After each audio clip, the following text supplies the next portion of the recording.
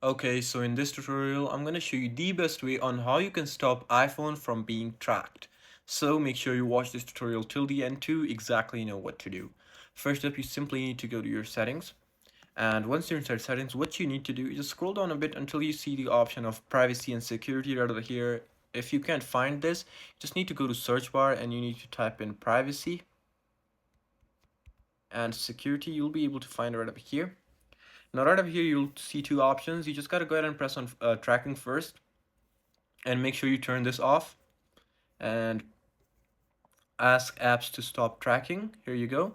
Now each and every app has been turned off for tracking. So if you want to individually do that, you can individually turn off all the apps, but if you prefer not want to be tracked from anywhere, just simply press this option and it will turn all of the apps that are following or tracking you. Then go back and then you'll see the option of location services. Just go ahead and press on that.